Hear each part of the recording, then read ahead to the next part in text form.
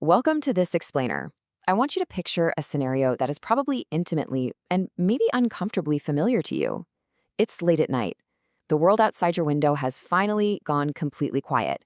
Those rapid-fire pings from your notifications have stopped, the day's conversations are totally done, and yet, inside your mind, something intensely loud is still happening.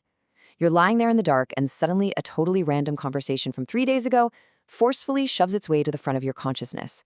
A harmless message you sent hours ago suddenly feels deeply questionable. A decision you made last month? Well, now it demands another grueling, exhaustive review. You're staring at the ceiling, visualizing everything that could possibly go wrong tomorrow. And then you meticulously imagine what happens if that goes wrong. And then the thing after that. You are spiraling. Minutes slowly stretch into hours. And here is the truly unsettling part about all this. Literally nothing in reality is changing. No new information has magically appeared. No perfect solutions have suddenly emerged from the shadows of your bedroom. Yet the thinking just continues. It is relentless. It is circular. And honestly, it is entirely exhausting. Okay, let's dive into this, because this is one of the most fascinating and frankly destructive features of modern human life. We literally spend more time fighting invisible battles inside our own heads than we do face actual physical challenges in the real world. Think about it. Human intelligence is celebrated, right? Our ability to analyze and plan is the exact tool that allowed us to build entire civilizations. But if thinking is supposed to be our ultimate survival tool, why does it so often become the trap? Why does a mechanism built to solve problems suddenly turn inward and become the problem itself? Seriously, why does modern society seem to be manufacturing more overthinkers right now than at any other point in recorded history? We are fundamentally trapped in these endless mental loops. But beneath the surface of all this constant, exhausting mental activity, there's a much deeper, hidden story. It's not just about having a stressful day. No, it's a profound psychological story about fear, our desperate craving for control, and a human brain that is severely struggling to adapt to the artificial, hyperstimulated world it built for itself. Part 1. The Ancient Survival Brain, an Evolutionary Mismatch. To really grasp why we do this, we kind of need to travel back in time. Look, your brain is not broken. Actually, scratch that. It is functioning exactly as it was designed to. For the vast majority of human history, your brain evolved as this highly sensitive alarm system, constantly scanning the horizon to spot risks before they appeared, just to keep you alive. But thousands of years later, that ancient survival system is facing a massive evolutionary mismatch. The threats aren't lions hiding in the tall grass anymore. Today, the threats are almost entirely social and psychological. It's a delayed text message from someone you care about. It's that agonizing silence after an awkward joke at a party. It's an upcoming job interview. The physiological alarm bells in your body are ringing just as loudly as if a predator was chasing you, but the danger is entirely modern.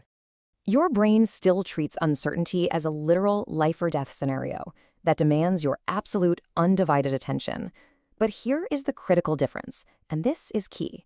Modern uncertainty often has no clear, immediate physical solution.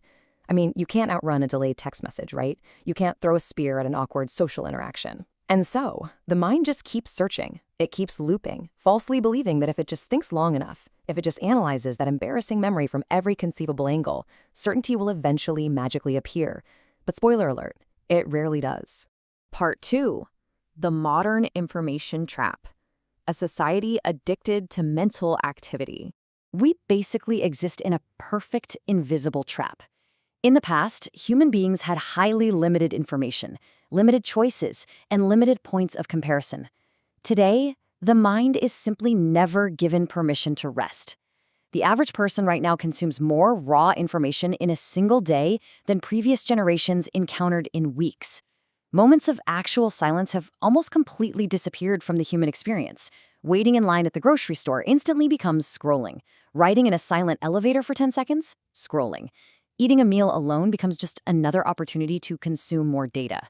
We exist in this continuous, relentless stream of stimulation, and every single piece of new information just creates fresh material for the brain to desperately analyze.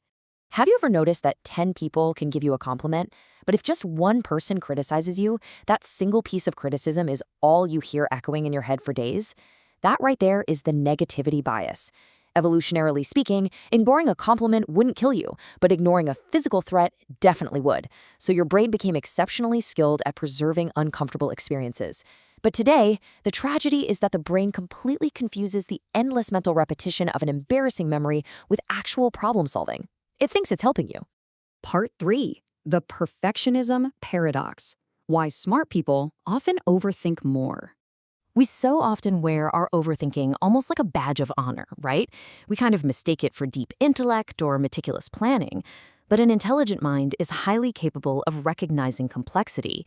It sees all the subtle nuances. A person who sees only one possible outcome can act instantly. But a mind that is capable of vividly seeing 20 different possibilities, 20 different ways a scenario could go completely wrong, well, that mind completely struggles to decide at all. The mind becomes violently trapped between options, endlessly comparing them, just waiting for a perfect, flawless path to reveal itself. It is basically an inability to move forward, all dressed up as intellectual thoroughness. And the grand irony of the overthinker is this: movement inside the mind is not always movement in reality. The brain literally physically exhausts itself, giving you the illusion that you are making progress, that you're doing the hard work of preparing. But in truth, you're standing entirely still. People will spend years of their lives mentally preparing for actions they never actually take, waiting for a certainty that simply does not exist. This builds into a beautifully tragic cycle, the illusion of perfectionism. Step 1, you demand absolute guarantees before making a move. Step 2, because reality obviously offers no guarantees, you delay the necessary action. Step 3, as you wait, you passively watch opportunities silently pass you by. And step 4, this inaction ironically generates the exact massive uncertainty you were trying to avoid in the first place. The desperate desire to avoid making a mistake actually ends up creating the greatest mistake of all, doing absolutely nothing. Part 4. The search for control. The root of the endless loop. So, beneath all the anxiety, beneath the endless analysis and the perfectionism, lies one single, hidden, philosophical craving: control. Overthinking is born right in the violent collision of two opposing forces. On one side, the human mind rigidly demands certainty, guarantees, and total control over the future. I mean, we want to know exactly how a new relationship will unfold before we even commit to it. On the other side, human reality is fundamentally chaotic, wildly unpredictable, and offers absolutely zero guarantees. It is the mind straight up refusing to accept the fundamental nature of the universe. And the tragic cost of this refusal is deep. Most overthinking begins innocently enough, just an attempt to reduce suffering and keep ourselves safe. But by endlessly rehearsing conversations that will never actually happen and constantly fighting these imaginary battles in the theater of our own minds, we slowly stop participating in reality. We retreat inward. We stop truly living, and instead, we become passive, exhausted spectators, simply watching our own lives happen from behind the glass of our anxiety. Part 5. The Courage of Uncertainty. Finding Peace in the Unknown. Modern culture constantly lies to us. It tells us that we have the technology and the data to predict, optimize, and control absolutely everything in our lives. We're sold this illusion that if we just hack our routines enough, we can completely eliminate the unknown. But the truth? The most beautiful, meaningful, and profound parts of human existence actually demand that we surrender our need for absolute control. Think about it. You cannot have love without the terrifying uncertainty of vulnerability. You cannot have trust without the risk of betrayal. You cannot have profound personal growth without stepping into the unknown. Even genuine happiness requires us to let go of our rigid expectations of how the future was supposed to look. I want to leave you with this hauntingly beautiful, liberating realization. Peace does not begin when you finally analyze every possibility and find the perfect answer. Peace begins the exact moment you realize that not every question needs an answer. Not every possibility needs analysis. True freedom isn't learning how to master and perfectly control your mind. True freedom is possessing the rare, quiet courage to simply stop following it into the dark.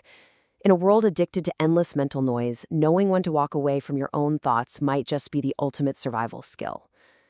So, what would happen if you simply let the next thought pass by?